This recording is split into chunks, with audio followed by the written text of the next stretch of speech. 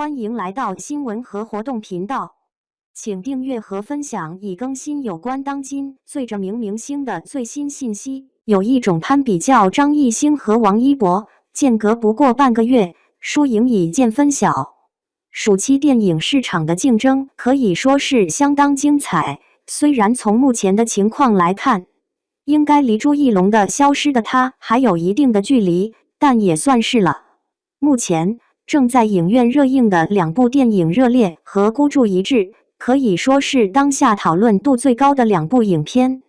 抛却电影题材不说，单看这两部的主演就足以引发一波粉圈的讨论。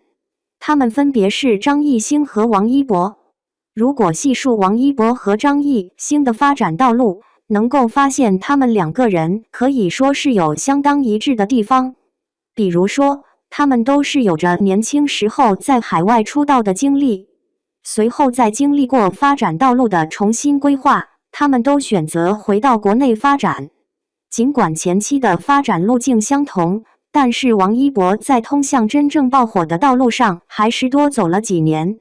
毕竟当年的 EXO 实在是属于相当爆火的存在，即使放到现在也绝对算得上是传奇一样的团体。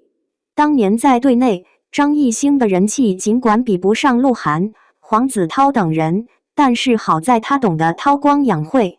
而且凭借自己呆萌的性格，也慢慢立起了自己的人设。对于黄子韬打开国内市场的关键性一步，就是他参加了《极限挑战》。在节目中，黄子韬小绵羊的属性迅速圈粉无数，同时也帮助他进一步累积了不少的圈内人脉。毕竟谁会不喜欢小绵羊慢慢转变成老狐狸的人设演变呢？其实对于张艺兴来说，极限挑战不仅是他开阔国内市场的一步，更为重要的是他因此结识了黄磊、黄渤、孙红雷等人。这些演艺圈里面的前辈，其掌握的人脉和资源都是难以想象的。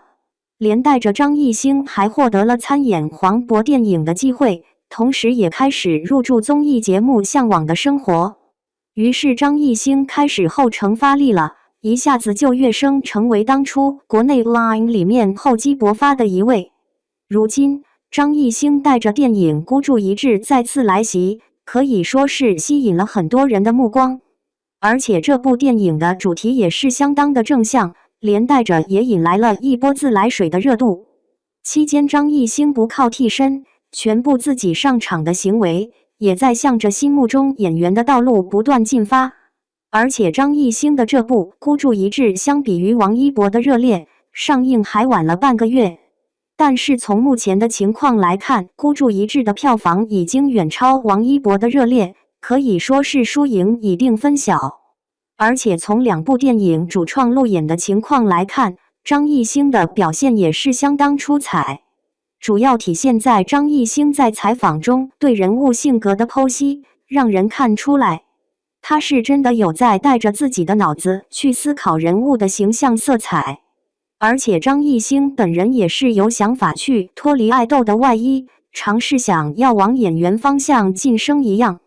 从他被爆出来是话剧院的合同工也能看出来，他是真的有心去跨界发展。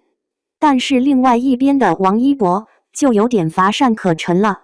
倒不是说王一博的演技不行，主要是在基本功方面，王一博就比张艺兴差了一截。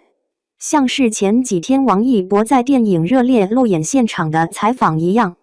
让人不禁感觉王一博只是在完成一个既定的命题作业，但是你要是问他当时到底是怎么想的，王一博可能就说不出个1、2、3出来。于是绝望的文盲脑袋空空的标签就此贴在了王一博的身上。而且回顾王一博的历次表演，每一次制片方官宣的时候，都是会把王一博当成一个卖点。当然考虑到粉丝经济的影响，也是可以理解的。但事实就是王一博自身的表演以及后期的表现，真的是配不上前期这么鞭炮齐鸣的宣传。王一博想吃演员这碗饭，同时也要享受粉丝经济的红利，那么是不是在以往能力的基础上，再去好好学习一下？要不然再多的电影找他去参演，也会在采访环节露怯。所以说，从这一层面来看，张艺兴和王一博的胜负已经区分出了高下。其实笼统来看，王一博和张艺兴的成名道路是很相似的，这也就意味着双方其实是有着可以借鉴的地方。但是也不是说以演员的标准去衡量张艺兴就是合格的了，只是两相比较之下，张艺兴比王一博优秀一点。所以说，如果两个人既然有想法要往演员发展，那就要勇于突破自己的舒适圈，同时真的要下狠功夫去提升自己的技能，最终凭借自己的演技践行对观众的承诺，这样才不辜负这么多人的喜爱。